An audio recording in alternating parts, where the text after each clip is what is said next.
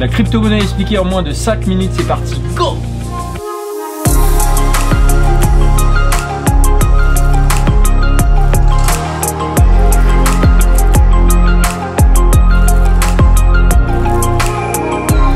Aujourd'hui, seul 1% de la population mondiale possède de la crypto-monnaie et environ 4,6% de la population française. Alors la crypto-monnaie, c'est une monnaie digitale complètement décentralisée, c'est-à-dire qu'il n'y a pas d'intermédiaire. Lorsque vous allez à la banque, la transaction est validée par la banque, donc par un intermédiaire. Alors qu'avec la crypto-monnaie, on échange une monnaie d'une personne à une autre sans intermédiaire. Et donc vu que c'est une monnaie digitale, il n'y a pas de support physique comme des pièces ou des billets. Et outre le fait qu'il n'y ait pas d'intermédiaire lors d'une transaction, le gros avantage c'est qu'il y a très peu de frais lors d'une transaction et la transaction est hyper rapide. Et donc concrètement, comment on achète de la crypto-monnaie? On passe par une plateforme qui s'appelle un exchange ou un site d'échange. Et là, on va échanger ses euros contre de la crypto-monnaie et ça peut être du Bitcoin, de l'Ethereum, de XRP. Bref, il y a des tonnes et des tonnes de crypto-monnaies différentes et ce change peut se faire par carte bleue ou par virement bancaire. Et lorsque vous sélectionnez un site d'échange, il faut prendre les plus connus, les plus sécurisés et les plus réputés. Et les sites d'échange les plus connus sont Kraken, Coinbase, Binance, Crypto.com. Vous avez un lien juste en dessous. Et donc, il est aussi facile de convertir des euros en Bitcoin que de faire le contraire, c'est-à-dire du Bitcoin contre des euros. Et il faut savoir que dès lors que vous faites de la plus-value sur de la crypto-monnaie et que vous l'échangez contre des euros, vous êtes soumis à une taxe qui s'appelle la flat tax. Et cette taxe, elle est de 30% sur toutes les plus-values que vous allez faire dès lors que vous échangez de la crypto-monnaie contre des euros. Et la valeur de la monnaie dépend de l'offre et de la demande. Et la quantité d'une crypto-monnaie peut être limitée. Prenons l'exemple par exemple du Bitcoin qui va être limité à 21 millions de Bitcoin et pas un de plus. Et c'est cette rareté qui peut faire que le cours d'une crypto-monnaie peut être à la hausse ou à la baisse. Et toutes ces crypto-monnaies sont basées sur le même système qui s'appelle la blockchain, c'est-à-dire la validation des transactions par un système informatique. Et la plus connue des crypto-monnaies, c'est bien sûr le Bitcoin qui a été créé en 2009, mais il existe bien des crypto-monnaies comme l'Ethereum, le XRP, le Litecoin, le Bitcoin Cash, le Chainlink, le Tezos, le Tron, bref, il en existe plus de 5000. Et toutes ces monnaies en dehors du Bitcoin sont appelées des altcoins, c'est-à-dire des monnaies alternatives qui sont basées à peu près et grossièrement sur le même principe que le Bitcoin et qui sont légèrement différentes de cette crypto-monnaie. Et des altcoins, il y en a plus de 5000, il y en a des nouvelles qui sont créées tous les jours et je ne vous recommande pas d'acheter des altcoins qui sont très peu connues et qui sont toutes nouvelles. Vous avez un site qui référence toutes ces crypto-monnaies qui s'appelle CoinMarketCap et souvent les crypto-monnaies qui sont dans le top 20 sont des monnaies qui sont là depuis longtemps, qui sont reconnues et sécurisées. Donc n'allez pas vous égarer avec des altcoins qui sont très peu connues, nouvelles et qui peuvent être des arnaques.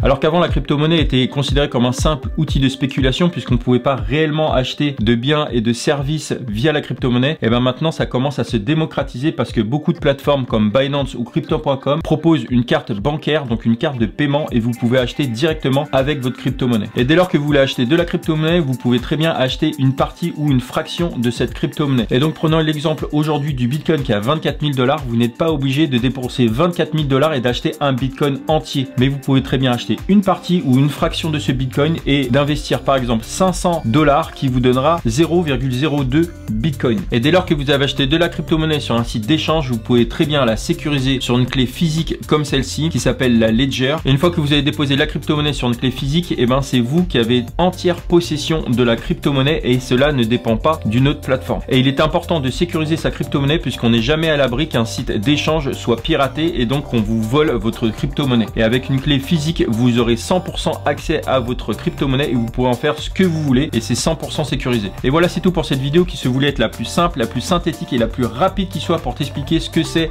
et comment fonctionne la crypto-monnaie. Bien sûr, la crypto-monnaie c'est beaucoup plus complexe que ça, donc je t'invite à aller t'éduquer sur le sujet. Et si tu veux savoir quelles sont les opportunités que peuvent offrir la crypto-monnaie, je t'invite à aller voir mes autres vidéos sur ma chaîne YouTube, à liker, à t'abonner pour être au courant de mes dernières vidéos. Je te dis à bientôt pour une nouvelle vidéo. D'ici là, porte-toi bien. Allez, ciao!